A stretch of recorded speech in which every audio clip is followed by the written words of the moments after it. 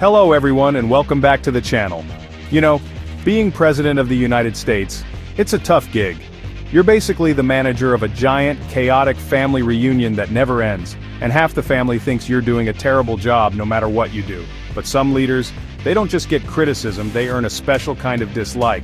A deep, passionate, I wouldn't trust you to water my plastic plants kind of dislike. Today we're counting down the top 10 most hated presidents in history. This isn't just about policy disagreements, this is about legacy-defining unpopularity. These leaders sparked controversy, outrage, and sometimes even protests that echoed across the nation and down through the decades. They are the presidents whose names became synonymous with scandal, failure, or deep national division. We're talking about men who, for one reason or another, managed to unite a massive portion of the country against them. From pre-Civil War tensions to modern-day political cyclones, these are the commanders-in-chief who found themselves on the receiving end of some serious national side-eye. So, grab your popcorn, and maybe an American history textbook for fact-checking, because things are about to get controversial. We're diving deep into the decisions, the scandals, and the moments that landed these 10 individuals in the history books for all the wrong reasons. This is the ultimate presidential roast, a look at the leaders who, in the eyes of many, spectacularly failed the world's most powerful job interview. Let's get into it. Kicking off our list at number 10 is a man who was never even supposed to be President John Tyler. You know the expression, fake it till you make it? Well, Tyler's own party, the Whigs, felt like he never quite made it. He was William Henry Harrison's vice president, and when Harrison died just a month into his term, from pneumonia, not from boredom, though some historians might debate that, Tyler stepped up. The problem was, nobody had really planned for this. The Constitution was a bit fuzzy on whether he was the actual president or just an acting one. Tyler insisted he had the full powers of the presidency, which immediately put him at odds with, well, everyone. His cabinet, his party, the opposition. It was like he showed up to a party he wasn't invited to and immediately started changing the music. The Whigs had a whole agenda planned, things like re-establishing a national bank. Tyler, a former Democrat with very different ideas, vetoed their bills left and right. He was a Whig in name only, and his party felt completely betrayed. It was the ultimate political catfish. Imagine being so disliked by your own team that your entire cabinet, except for one person, resigns in protest. That's what happened to Tyler. They basically said, we'd rather be unemployed than work for this guy. The Whigs officially expelled him from the party while he was still in office. They called him his accidency. It's one thing for the opposition to dislike you, it's another for your own party to disown you like a problematic uncle at Thanksgiving. This alienation meant he couldn't get anything done. He was a president without a party, a leader without followers. He was politically isolated, a lone wolf in the White House. His presidency became a 4-year-long stalemate, a masterclass in how to alienate every single person you need to work with. He was so unpopular that when he left office, there were no grand farewells. It was more like a collective sigh of relief. To cap it all off, Tyler's post-presidency didn't do him any favors. When the Civil War broke out, he sided with the Confederacy, even getting elected to the Confederate House of Representatives. So, not only was he a pariah in his own time, but he later cemented his legacy by turning against the very union he once swore to lead. That's a surefire way to land on a list like this. John Tyler, the original party crasher. Coming in at number 9 we have Millard Fillmore, another accidental president who took over after Zachary Taylor's death. Fillmore's story is a classic case of trying to make everyone happy and ending up making everyone angry. The big issue of his day was slavery, a topic as explosive as a lit match in a fireworks factory. The nation was teetering on the edge, and Fillmore thought he had the solution, the Compromise of 1850. On paper, it sounded like a decent plan. California would enter the Union as a free state, which pleased the North. But to appease the South, the compromise included the Fugitive Slave Act. This was the poison pill.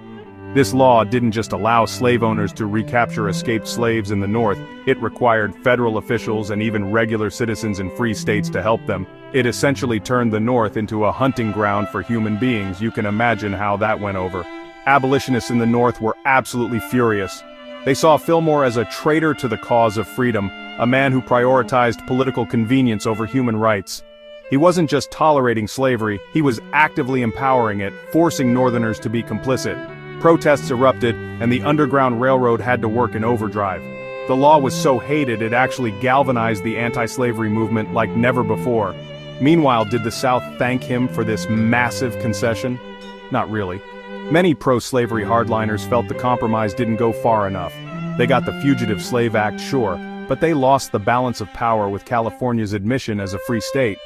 So Fillmore was seen as weak by the South and as a villain by the North.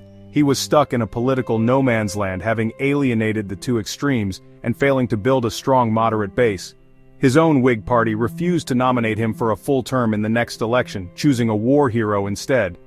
That's a pretty clear performance review. Millard Fillmore's legacy is that of a well-meaning but ultimately misguided leader whose attempt at a middle ground only deepened the chasm that would soon plunge the nation into civil war. He tried to patch a crack in a dam with a Band-Aid, and everyone got soaked. At number 8 we find Franklin Pierce, another president whose leadership, or lack thereof, pushed the country closer to the brink of collapse. Pierce came into office after Fillmore, and if you thought the situation was bad then, Pierce somehow managed to make it worse. He was a Northerner, but his sympathies often lay with the South, earning him the nickname Doughface, a Northern man with Southern principles. It wasn't a compliment. His presidency is defined by one catastrophic piece of legislation, the Kansas-Nebraska Act of 1854. This law overturned the Missouri Compromise, which had for decades banned slavery in the Northern Territories. Instead, Pierce and his allies pushed the idea of popular sovereignty, letting the settlers in Kansas and Nebraska decide for themselves whether to allow slavery. It was like telling two people who hate each other to work it out in a locked room full of weapons. What followed was Bleeding Kansas. Pro-slavery and anti-slavery settlers flooded into the territory determined to win the vote. But they didn't just bring ballots, they brought guns, knives, and cannons. The territory descended into a brutal, small-scale civil war. People were murdered, towns were sacked, and a pro-slavery government, widely seen as fraudulent, was recognized by Pierce. He essentially threw gasoline on a raging fire and then seemed surprised by the explosion. His actions shattered the political landscape. The Whig Party, already weakened, completely disintegrated over this issue. In its place, a new party emerged with a single, powerful platform, stopping the expansion of slavery. That was the birth of the Republican Party. So, in a way, you can thank Franklin Pierce for the party of Abraham Lincoln, but it was born from the ashes of his disastrous policies. Pierce was a man overwhelmed by the times. He had suffered immense personal tragedy right before his inauguration. His young son was killed in a train crash before his eyes, and many historians believe he never recovered, leaving him indecisive and depressed. But the country needed a strong leader, and it got a man who seemed to enable its worst impulses. His own Democratic Party denied him re-nomination, a clear sign that even his allies knew his presidency was a failure. He left office a broken and deeply unpopular man. Sliding into the number 7 spot is Warren G. Harding, a president whose time in office reminds us that sometimes it's not the president himself, but the company he keeps. Harding's slogan was a return to normalcy after World War I, which sounded great to a weary nation. He was handsome, charming, and looked the part. The problem was, he appointed many of his buddies, the so-called Ohio Gang, to powerful government positions, and these guys were anything but normal. Harding's administration became one of the most corrupt in American history. It was a festival of cronyism and graft. The most infamous of these scandals was the Teapot Dome scandal. It sounds like a quirky name for a coffee shop, but it was actually a massive bribery scheme. Harding's Secretary of the Interior, Albert Fall, secretly leased government-owned oil reserves at Teapot Dome, Wyoming, and 2 other locations to private oil companies. In return, Fall received hundreds of thousands of dollars in cash, gifts, and no-interest loans. He was basically selling off America's resources from the back of a truck. And honestly, that was just the tip of the iceberg. The head of the Veterans Bureau was caught looting medical supplies intended for wounded soldiers. The Attorney General was accused of taking bribes to look the other way on prohibition violations. It was a free-for-all. Harding's friends were treating the U.S. Treasury like their personal ATM. Harding himself wasn't directly implicated in taking bribes, but his judgment was abysmal. He famously said, "I am not fit for this office and should never have been there." You know it's bad when the president agrees with his harshest critics. His defenders argue that he was a good-natured man who was simply too trusting of his friends. But as president, that's not a defense, it's an admission of incompetence. The public, who had elected him in a landslide, felt completely betrayed. The promise of normalcy had turned into a spectacle of sleaze and corruption that undermined faith in the government itself. Harding died suddenly in office before the full extent of the scandals became public, so he was spared the worst of the fallout. But as the investigations unfolded after his death, his reputation crumbled. He went from a beloved president to a symbol of cronyism and corruption. He wanted to be remembered as one of the greats, but instead, his presidency serves as a cautionary tale about the importance of choosing your friends wisely, especially when you're giving them cabinet positions. At number 6, we have James Buchanan, the man with the unfortunate distinction of being the president right before Abraham Lincoln. His job was to hold the country together as it was coming apart at the seams, and his performance was, to put it mildly, a spectacular failure. If the United States was a ship sailing into a hurricane, Buchanan was the captain who decided the best course of action was to lock himself in his cabin and hope for the best. As Southern states began to secede from the Union one by one following Lincoln's election, Buchanan's response was a masterclass in indecisiveness. He argued that secession was illegal, but he also argued that the federal government had no constitutional power to stop them. It was the political equivalent of saying, "Hey, you can't do that, but also, I'm not going to do anything to prevent you from doing it." He was paralyzed, caught between his desire to uphold the Constitution and his fear of provoking the South into a full-blown war. This inaction was infuriating to both sides. The North saw him as a weak, cowardly leader who was passively allowing the nation to dissolve. They felt he was sympathizing with the Southern cause, and his cabinet, full of pro-slavery members, didn't help that perception. They wanted a firm hand, a president who would defend the Union. Instead, they got a man who wrung his hands and quoted legal theory while the country burned. Meanwhile, the South wasn't exactly thrilled with him either. While he wasn't stopping them, he wasn't actively helping them. His presidency was just this gray, stagnant period where tensions escalated without any leadership from the top. Federal forts in the South were left vulnerable, supplies dwindled, and the crisis deepened every single day he remained in office. He basically just ran out the clock, leaving the biggest mess in American history on Abraham Lincoln's doorstep. Historians consistently rank Buchanan as one of the worst presidents, if not the worst, for this colossal failure of leadership. He was the one man who might have had a chance, however slim, to de-escalate the crisis or at least prepare the Union for the conflict to come. Instead, he did nothing. His legacy is forever tied to the outbreak of the Civil War, not as a cause, but as the president who stood by and watched it happen. Cracking our top 5 is Herbert Hoover, a man whose name became synonymous with economic catastrophe. Before becoming president, Hoover was a celebrated humanitarian and a brilliant engineer. He was the great engineer, the man who fed Europe after World War I. He seemed like the perfect person to lead a prosperous nation. Then, just 7 months into his presidency in 1929, the stock market crashed, and the world plunged into the Great Depression. Hoover's problem wasn't that he caused the depression, the economic forces were much larger than one man, but it was his response to it that earned him the public's hatred. He was a firm believer in rugged individualism, the idea that people should succeed through their own efforts and that the government should not provide direct relief. He feared that federal aid would make people dependent and destroy the American spirit. So, while millions lost their jobs, their homes, and their savings, Hoover's initial response was to give speeches about confidence. As the crisis deepened, people weren't just poor, they were desperate, they were starving, and the president seemed distant, out of touch, and unwilling to help. The public's anger became personal and visceral. Shantytowns built by the homeless were mockingly called Hoovervilles. Newspapers used as blankets were Hoover blankets. An empty pocket turned inside out was a Hoover flag. His very name became a punchline for suffering. He did eventually take some action, like creating the Reconstruction Finance Corporation to give loans to banks and businesses, but it was seen as too little, too late. People felt he was more interested in bailing out corporations than in feeding hungry families. The final nail in his political coffin was the Bonus Army incident in 1932. Thousands of World War I veterans marched on Washington to demand early payment of a bonus they were promised. Hoover's administration responded by sending in the U.S. Army, led by Douglas MacArthur, to drive them out with tear gas and bayonets. The images of soldiers attacking veterans were a public relations disaster. Hoover went from being a national hero to one of the most reviled men in America.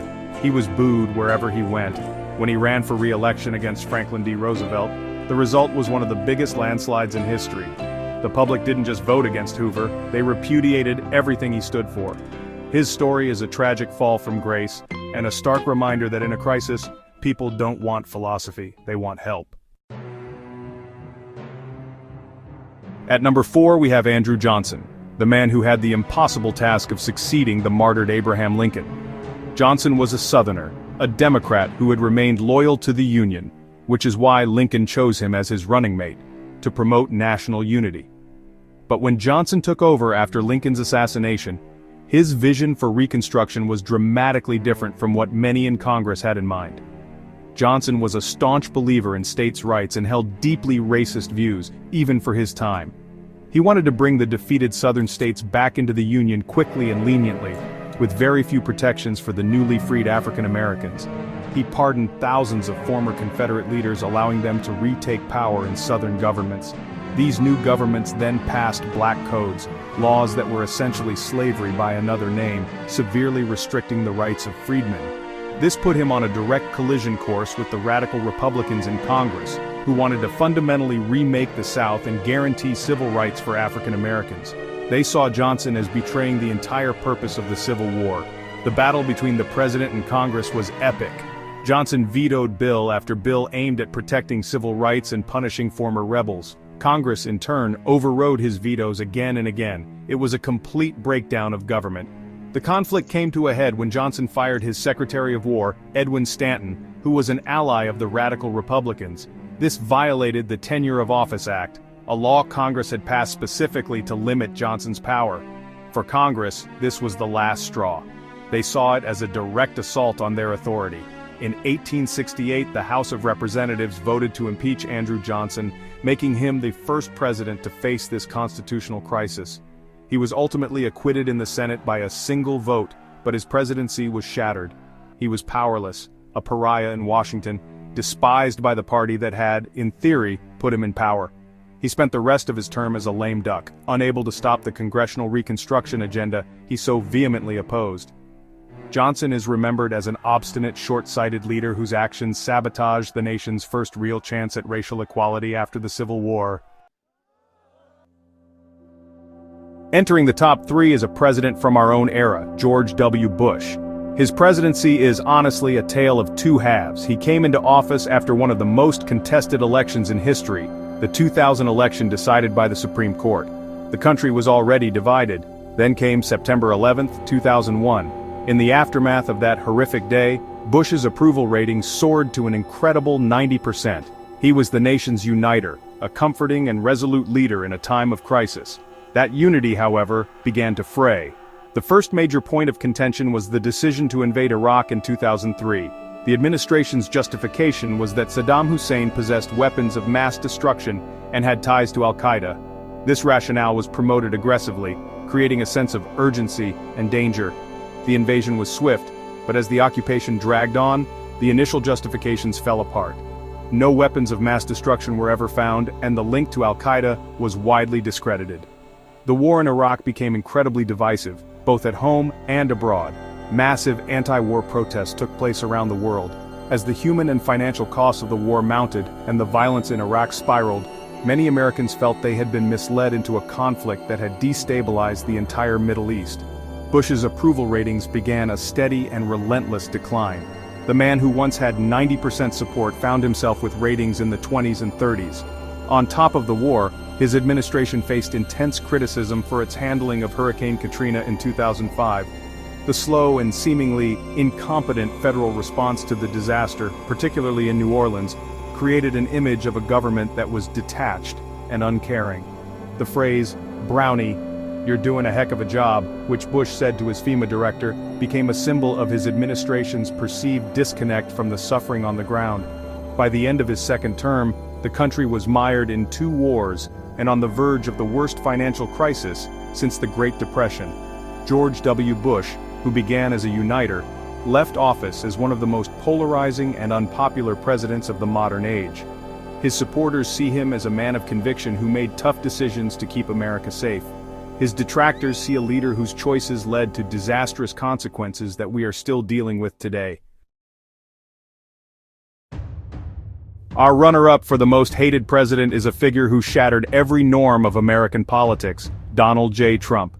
From the moment he rode down that golden escalator, his candidacy and presidency were, honestly, a whirlwind of controversy. He wasn't just a politician, he was a cultural phenomenon who inspired fervent devotion in his supporters and, yeah, equally fervent opposition from his detractors. There was no middle ground with Trump. You either loved him or you loathed him. His presidency was defined by a constant stream of divisive policies and polarizing rhetoric. The travel ban targeting several Muslim-majority countries, the policy of separating families at the southern border, the withdrawal from the Paris Climate Accord. Each decision sparked massive protests and legal challenges. He governed with an US versus them mentality, frequently attacking the media as the enemy of the people, questioning the integrity of US intelligence agencies, and challenging democratic institutions themselves.